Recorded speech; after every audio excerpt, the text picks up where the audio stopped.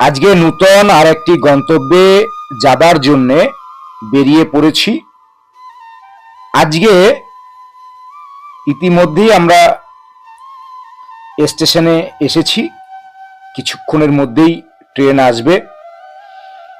আজকে আমার সঙ্গে দুজন আছে, তাদের একটু পরে আপনাদের দেখাবো, বিমল দা এবং খোকন দা। আমরা এই মুহূর্তে বিশরপাড়ার 2 নম্বর প্ল্যাটফর্মে দাঁড়িয়ে আছি। ট্রেন ঢুকছে। ট্রেনে উঠে আমরা আপনাদের বলবো আমরা কোথায় যাচ্ছি, সেখানে কি দেখবার আছে। চলুন ট্রেনে উঠে পড়ি। আমরা আমাদের গন্তব্যে যাওয়ার জন্য ট্রেন পথে বা ট্রেনে উঠে পড়েছি। দত্তপুকুর আমরা পৌঁছাবো। পৌঁছে আপনাদের প্রায় 300 বছরের উপরে একটি পুরনো কালী মায়ের মন্দিরে নিয়ে যাব। আমি কিন্তু আজকে একা নেই, আমার সঙ্গে রয়েছে খোকনদা, আমার সঙ্গে রয়েছে বিমলদা।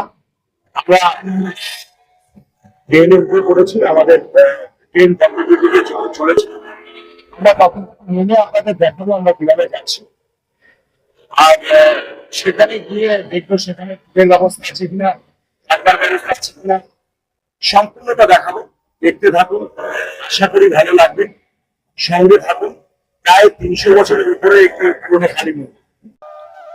ইতিমধ্যেই আমরা দত্তপুকুরে এসে পৌঁছেছি। আমাদের ট্রেন 1 নম্বরে আমাদের নামিয়েছে, কিন্তু আমাদের যেতে হবে শিয়ালদার দিকে, পিছনের দিকে 3 নম্বর প্ল্যাটফর্ম যেখানে শেষ হচ্ছে সেখান থেকে বেরোবো। এই বাদিক দিয়ে যে রাস্তা রয়েছে, এই রাস্তা দিয়ে 3 নম্বরের শেষে দেখবেন একটি জলের ট্যাঙ্ক রয়েছে। এখানেই টোটো আর অটো স্ট্যান্ড রয়েছে। চলুন আমরা টোটোতে উঠে কিভাবে যাচ্ছি বা অটোতে উঠে কিভাবে যাচ্ছি দেখাচ্ছি। যেতে যেতে রাস্তাটাও অপূর্ব লাগবে আপনাদের কাছে। সম্পূর্ণ প্রাকৃতিক পরিবেশের মধ্যে, চারিদিকে গাছের সুনিবিড় ছায়া, আর মাঝ পথে কালো পিচ ঢালা রাস্তা। একদম ধীরে ধীরে আমরা মিনিট 10-15-র মধ্যে গন্তব্যে পৌঁছাবো। সম্পূর্ণ গ্রামের মধ্যে চলে যাব, গ্রাম্য পরিবেশের মধ্যে আমরা গিয়ে পৌঁছাবো সেই মন্দিরে। প্রায় 300 বছরের থেকেও বেশি। মা এখানে কিন্তু স্বয়ম্ভু, স্বয়ম্ভু অর্থাৎ নিজেই উৎপত্তি হয়েছে। যেমন আমরা স্বয়ম্ভু লিঙ্গ শুনি, এখানে একটি শিলামূর্তি রয়েছে, সেটি সম্পূর্ণ নিজে উৎপত্তি হয়েছে। এক সাধক তার অনুধাবন করেছিলেন, সেই সাধকের কথা শুনবো। এখানে ভোগের ব্যবস্থা আছে কিনা, এখানের যে কি পরিবেশ। 300 বছরের পুরনো সেই বেলগাছ দেখাবো, আর যেখানে মাকে পাওয়া গেছিল সেই জায়গা দেখাবো। দেখুন, সম্পূর্ণ বড় বড় গাছের ছায়ায় বিশাল এক পরিবেশ, বিশাল এক জায়গা নিয়ে এই মন্দির অবস্থিত। এখানে আর কি কি মন্দির রয়েছে সম্পূর্ণটা দেখাবো। আমরা যেহেতু পিছনের গেট থেকে ঢুকেছিলাম, তাই আপনাদের সামনের গেট থেকে চলুন ধীরে ধীরে সম্পূর্ণটা দেখাই। প্রথমেই গেট দিয়ে ঢুকলে ডান দিকে একটি ছোট টিনের চালা করা রয়েছে, সেখানে একটি শিব মন্দির রয়েছে, আর পাশেই রয়েছে বিশাল সেই পুরনো, কম করে 500 বছরের পুরনো একটি বটগাছ। তারই কোঠর থেকে মাকে পেয়েছিলেন। হ্যাঁ, তারই কোঠর থেকে মাকে পেয়েছিলেন, দেখাবো, দেখুন। এবং এই গাছটিকেই পুজো করা হয়। এই গাছের, যেহেতু এখান থেকে মায়ের আদি রূপকে পাওয়া গেছিল, তাই এই জায়গাটা অতীব পবিত্র। সামনেই একটি শিবলিঙ্গ বসানো হয়েছে পরবর্তীকালে। আর এই যে ছোট্ট কুঠুরি দেখছেন গাছের ভিতরে, এই জায়গা থেকে মাকে পাওয়া গেছিল। বোর্ডেও লেখা রয়েছে মায়ের আবির্ভাব স্থল। সেই লিঙ্গরূপী বা সেই শিলারূপী মাকে আমরা দেখাবো মন্দিরে আজও বিরাজমান। আর দেখাবো যেখানে সাধক সাধনা করে এই মাকে উদ্ধার করেছিলেন সেই জায়গাটিও দেখাবো।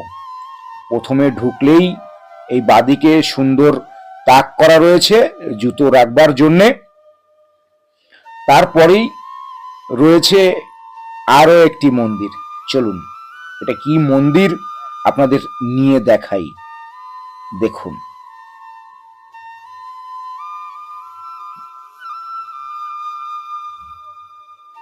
এটা মা শীতলার মন্দির। সুন্দর শ্বেত পাথরের বিগ্রহ, মন্দিরের নিচটাও পাথর দিয়ে মেঝে করা নূতন মন্দির। এরপরেই ঠিক তার ডান দিকে রয়েছে একটি মনসা গাছ, তারপরেই রয়েছে রাধা কৃষ্ণের একটি মন্দির। অতীব মনোমুগ্ধকর রাধা কৃষ্ণের বিগ্রহ। চলুন আমরা রাধা কৃষ্ণের বিগ্রহ দর্শন করি। দর্শন করে তারপরে আমাদের যে গন্তব্য সেই দিকে ধীরে ধীরে এগোবো। একদম শেষে এইখানকার এক পুরোহিতের মুখে এখানকার সম্পূর্ণ ইতিহাস আপনাদের শোনাবো। দেখতে থাকুন, আশা করি নিরাশ হবেন না, সকলেরই ভালো লাগবে। দেখুন, যেটা বলেছিলাম, অতীব মনোমুগ্ধকর একটি বিগ্রহ, দুদিকে ধাতুর গৌরনিতাই, মনোমুগ্ধকর এক সিংহাসনে বিরাজমান রাধা গোবিন্দ। এটিও নূতন মন্দির। এইখানে যে পুরনো মন্দির ছিল, মায়ের যে মন্দির, সেটি আজ নেই। কালের গ্রাসে সেটি ধ্বংস হয়েছে। চলুন এরপরে ধীরে ধীরে আপনাদের নিয়ে যাই একটি সুন্দর শিব মন্দির দর্শনে। তার আগে এর সামনে একটি পুকুর রয়েছে, আর এই যে পঞ্চমুণ্ডির আসন, এখানেই সাধক তার সিদ্ধি লাভ করেছিলেন। এই সেই পুরনো 300 বছরের পুরনো বেল গাছ, এটাই পঞ্চমুণ্ডির আসন, আজও বিরাজমান। আপনারা যদি যান আজও এটা দেখতে পাবেন নিজের চোখে। তারই পাশে একটা সুবিশাল দিঘি বা পুকুর, ঘাট বাঁধানো, তারই উপরে রয়েছে একটি সুন্দর শিবের মূর্তি। চলুন দুই দিক দিয়ে সিঁড়ি দিয়েই ওঠা যায়, আপনাদের উপরে নিয়ে গিয়ে সেই সুন্দর শিবের মূর্তি দর্শন করাই। সম্পূর্ণ দেখতে থাকুন, আশা করি ভালো লাগবে। আর যারা দেখছেন তাদের সকলকে বলবো, আসুন, শান্তির খোঁজ চাইলে এই দত্তপুকুরের এই সিদ্ধেশ্বরী মায়ের মন্দিরে এলে আপনারা শান্তির ঠিকানা হয়তোবা পেলেও পেতে পারেন। যাই হোক, দেখুন ধ্যান মুদ্রায় বাবা ভোলেনাথ বিরাজমান, নিত্য পূজিত হয়। চলুন আমরা এবার সেই মূল মন্দির, মায়ের মন্দির, এটি নতুন রূপে সাজানো হয়েছে। ধীরে ধীরে সেই মন্দিরের দিকে আপনাদের নিয়ে যাব, সেখানকার বিগ্রহ দেখাবো, আর দেখাবো সেই শিলা মূর্তি। দেখতে থাকুন, আশা করি সম্পূর্ণটা দেখাতে পারবো। এক চূড়া বিশিষ্ট সিমসাম একটি মন্দির, মন্দির পরিক্রমার সুন্দর জায়গা রয়েছে। মন্দিরে পুষ্পাঞ্জলি চলছে, ভক্তরা পুষ্পাঞ্জলি দিচ্ছেন। পুরোহিত মশাই তার সমস্ত বৈদিক মন্ত্র উচ্চারণের মাধ্যমে পুষ্পাঞ্জলি করাচ্ছেন। আর মন্দিরে ঢুকলেই আপনারা এরকম একটি বাঁ হাতে বোর্ড দেখতে পাবেন। এখানে সমস্ত ধরনের কাজ হয়, পৈতে, বিয়ে, মুখে ভাত, গাড়ি পুজো সম্পূর্ণ।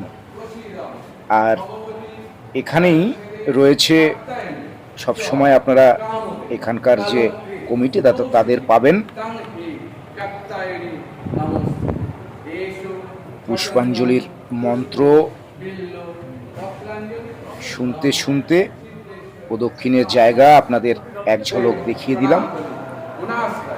চলুন মায়ের বিগ্রহ দর্শন করা, যতটা সম্ভব জুম করে আপনাদের মায়ের বিগ্রহ দেখাবো।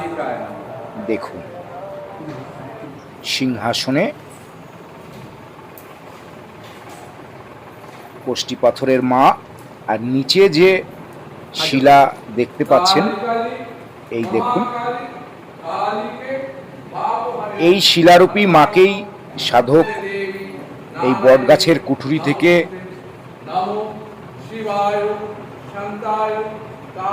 এনেছিলেন এবং প্রাপ্ত করেছিলেন। এখানে যে গাড়ি পুজো হয় বলেছিলাম, এখন এক দম্পতি নতুন গাড়ি কিনে সেই মন্দিরে এসেছে গাড়ি পুজো করতে, তারই এক ঝলক বা দৃশ্য আপনারা দেখতে পাচ্ছেন। এখানে কিন্তু আলাদা করে ব্রাহ্মণকে কোনো রকম পয়সা দিতে হবে না, বোর্ডে যেটুকু লেখা রয়েছে সেই পয়সা দেবেন এবং তার বিনিময়ে আপনারা এখান থেকে যে মানি রিসিট সেটা পাবেন। কমিটির লোক সব সময় থাকে, সেটি আপনাকে, এটা যে পুরোহিতের কাছে যাচ্ছে না, ট্রাস্টি বোর্ডের কাছে যাচ্ছে, এদিক থেকে আপনারা নিশ্চিন্ত হতে পারেন। চলুন সম্পূর্ণ ইতিহাসটা শুনে নিই। আমরা এই মুহূর্তে দিগড়া যে সিদ্ধেশ্বরী মায়ের মন্দির রয়েছে সেই মন্দিরে এসে উপস্থিত হয়েছি। আমরা এখানে এসে পেয়ে গেছি পুরোহিত মশাইকে বা এই কমিটিরই আরো একজনকে, তাদের মুখ থেকে এই মন্দিরের একটু ইতিহাস শুনে নেব। বলুন ঠাকুর মশাই। আমি এই মন্দিরে দীর্ঘ 50 বছরের সঙ্গে যুক্ত। 50 বছরে তো আর পুরোহিত হয় না, আমি ছোটবেলা থেকে এখানে আছি। আমার বাবা এই মন্দিরে পুরোহিত ছিলেন, এখন আমি মন্দিরে কমিটিতে আছি বা পুরোহিত হিসেবেও আছি। আমি যতটুকু জানি এই মন্দির আনুমানিক 300 বছরের পুরনো। বিগত দিনে হাওড়ার ঘুষুরির পুরাণগিরি মহারাজ, ওখানে একটা কালী মন্দির আছে, সেই মন্দিরের যে মহারাজ ছিলেন পুরাণগিরি মহারাজ, সেই পুরাণগিরি মহারাজ ঘুরে বেড়াতেন, মন্দিরেও থাকতেন।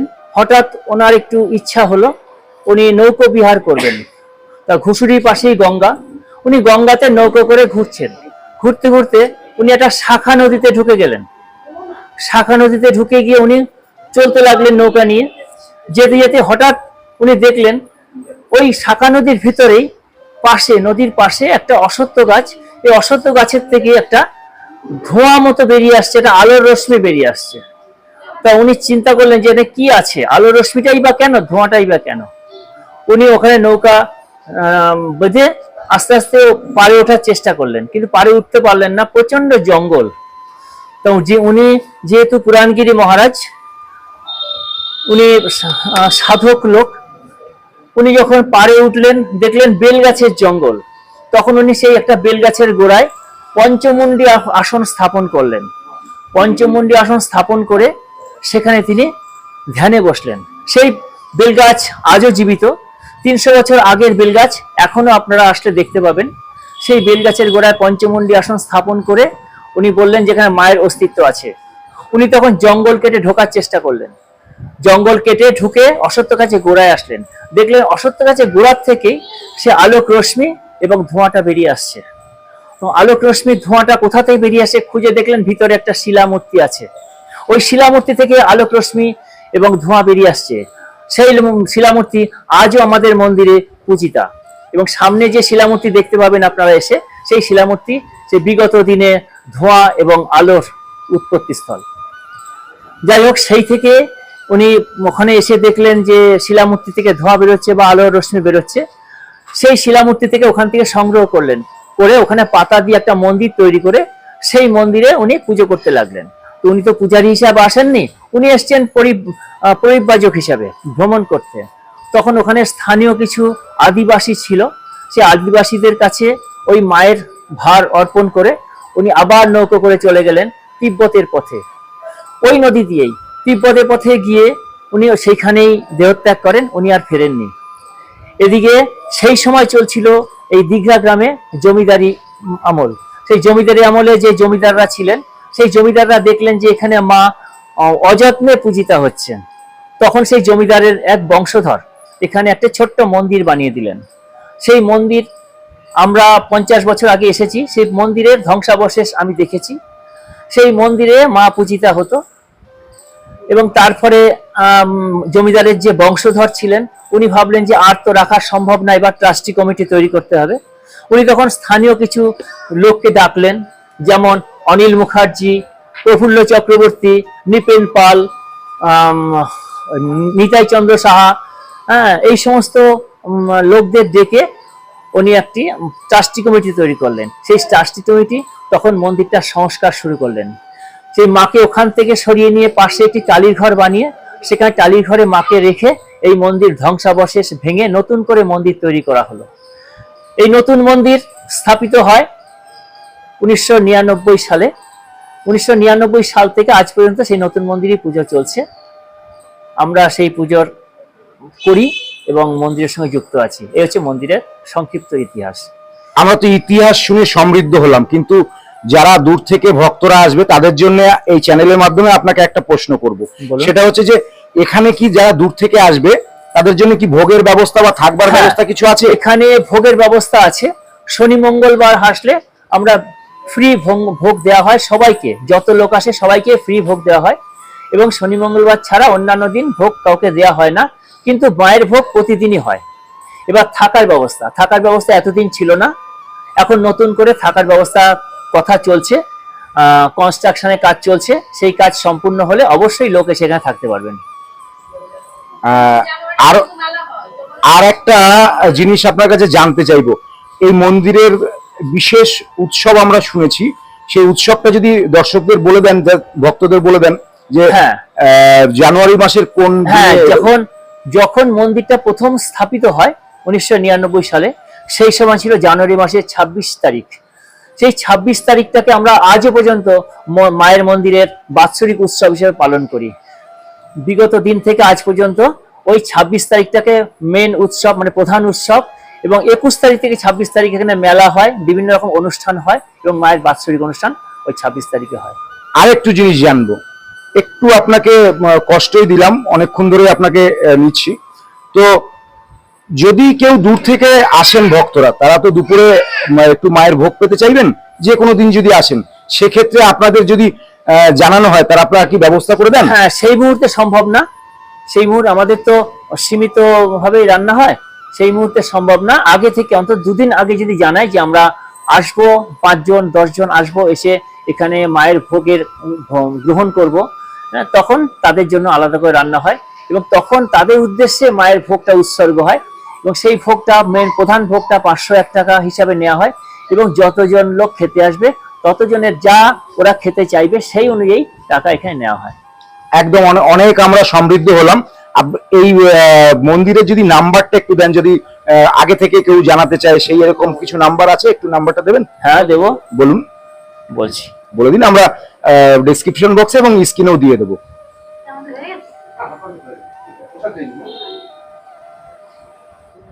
আমরা এই মুহূর্তে যে সিদ্ধেশ্বরী মায়ের মন্দিরে এসেছি, আমরা তো মন্দিরের ইতিহাস কিছুক্ষণ আগে আর এক পুরোহিত মশাইয়ের কাছ থেকে শুনলাম, কিন্তু আমরা এখন যিনি পুজো করছেন, এই মুহূর্তে যিনি পুরোহিত, আমাদের হিত করবার জন্য যিনি বসে আছেন, মায়ের কাছে যিনি এখন সব থেকে কাছের, তার থেকে শুনে নেব মায়ের কিছু কথা। বলুন ঠাকুরমশাই, আমাদের একটু মায়ের যদি কোনো রকম, যে কিন্তু জাগ্রত মা আমরা শুনেছি, তার তো লীলার কোনো শেষ নেই, তো সেরকম যদি কিছু একটা আমাদের দর্শকদের জন্য আপনি বলেন। না, আমি অবশ্য এখানে এসেছি মাত্র 2 বছর হয়েছে, তাই এর মধ্যে যা আমি জেনেছি, যে এখানে যারা এসে যা মানত করেন তা তারা পূরণ হয়, এবং তারা পরবর্তীকালে এসে আবার পুজো দিয়ে যান সেই মানত পূরণ হয়েছে বলে। সেই অর্থে মা আমাদের জাগ্রত, ওনার কাছে যা চাওয়া হয়েছে তাই পেয়েছে।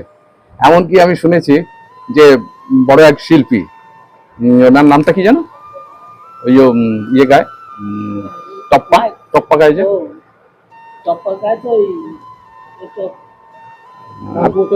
হ্যাঁ রামকুমার চট্টোপাধ্যায়। রামকুমার চট্টোপাধ্যায় যখন অসুস্থ হয়ে পড়েছিলেন তখন নাকি বলেছিলেন, ওরে সিদ্ধেশ্বরী মায়ের সিঁড়ি থেকে একটু ধুলো এনে দে, আমি ভালো হয়ে যাব। এরকম ঘটনাও নাকি ঘটেছে। তা সেই রকম এখানে আসছে, অনেকেই আসছে এবং মায়ের কাছে মানত করছে। আমাদের ওখানে পুকুর পাড়ে একটা বেল গাছ আছে এবং তার ওখানে পঞ্চমুণ্ডির আসন আছে, ওখানে অনেকেই ঢিল বেঁধে যায় এবং পরবর্তীকালে এসে সেই ঢিলগুলো আবার খুলে দিয়ে যায়। মানে ওটা হচ্ছে যখনই তার মনোবাঞ্ছা পূর্ণ হয় তখনই ওই ঢিলটা খুলে দিয়ে যায়। তাতে আমরা বুঝতে পারি যে মা আমাদের এখনো জেগেই আছেন, মানে ভক্তের ভগবান হয়ে এবং ভক্তের কল্যাণে তিনি সদা জাগ্রত। আপনাকে অনেক অনেক ধন্যবাদ।